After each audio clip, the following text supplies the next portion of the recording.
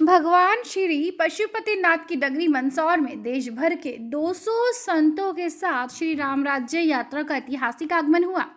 सड़कें फूलों से पट गई। एक साथ 250 वाहनों का काफिला पूरा शहर राममय हो गया।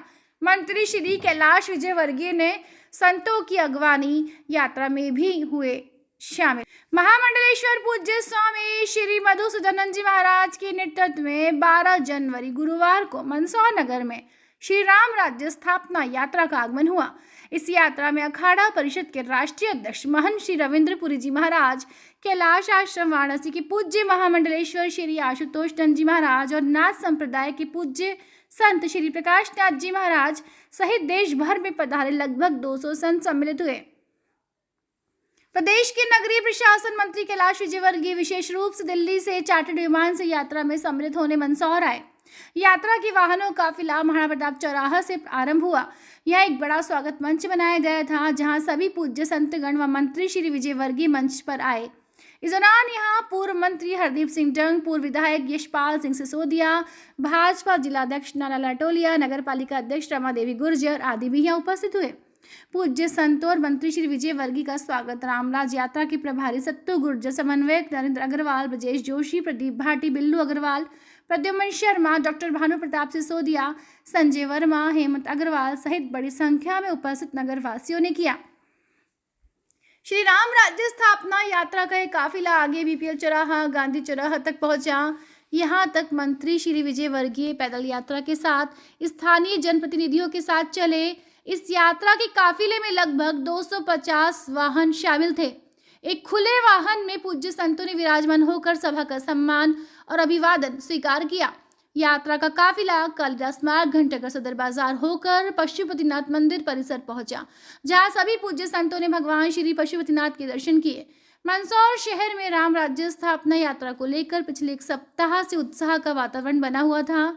पूरे मंदसौर शहर की सड़कें राम राज्य यात्रा के होर्डिंग, बैनर, पोस्टर से पट गई थी। जगह जगह यात्रा मार्ग पर केसरिया ध्वज व झंडों ने पूरे शहर को राममय बना दिया। यात्रा अभूतपूर्व रही। जन सारंगी न्यूज के लिए प्रमोद जैन की रिपोर्ट।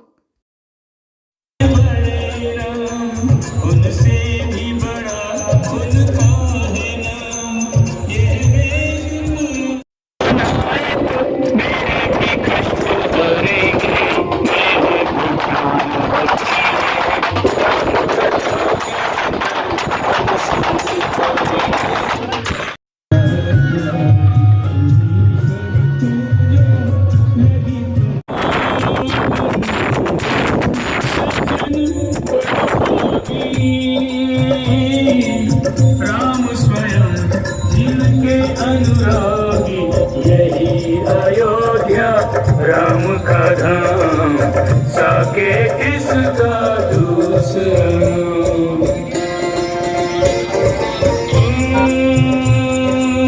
जगमल थल प्रभु शीतल नीरा,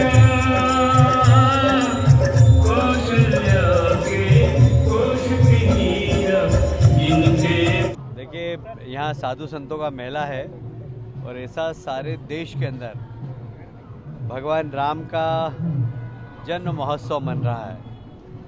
चाहे कोई भी व्यक्ति हो, संत हो, साधु हो, भक्त हो, महिलाएं, बच्चे हैं, सब एक ही भजन गा रहे हैं कि राम आएंगे, राम आएंगे।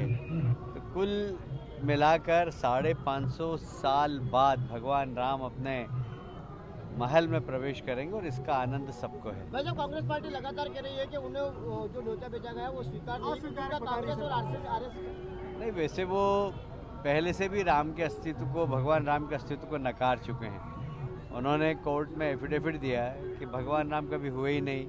रामचरितमानस उपन्यास है।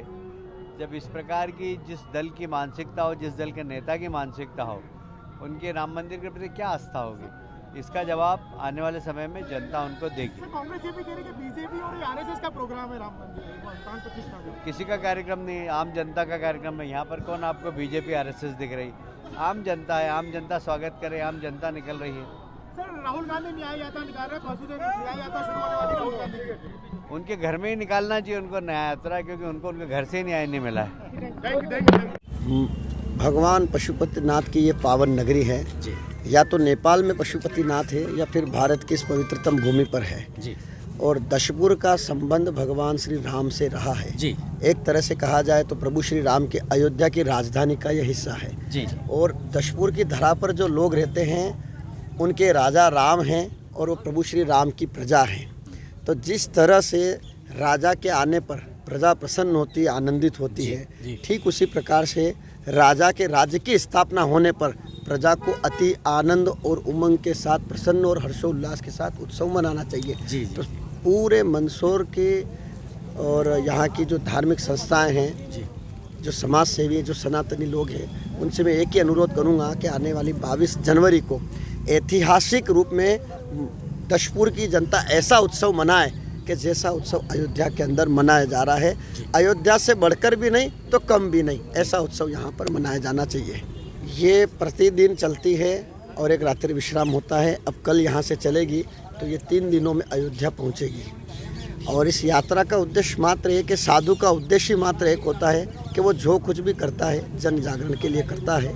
और ये यात्रा जन जागरण के लिए है क्योंकि यात्रा के प्रभाव से जनता में जागृति आती है, उत्साह आता है और उनके मन में ये उमंग जाग जाती है कि धर्म क्या है, संत क्या है, देवी देवता क्या है, पूजन क्या है, संस्कृति क्या है, ये सब उनके समझ में आता है। जब इस तरह की यात्राएं अगर नहीं निकलेगी तो फिर उनको कहाँ से आप ये सब आने वाली पीढ़ी को सिखाएंगे। तो ये जन जागरण का काम है और मात्र इसका उद्देश्य एक ही है कि जन जागरण।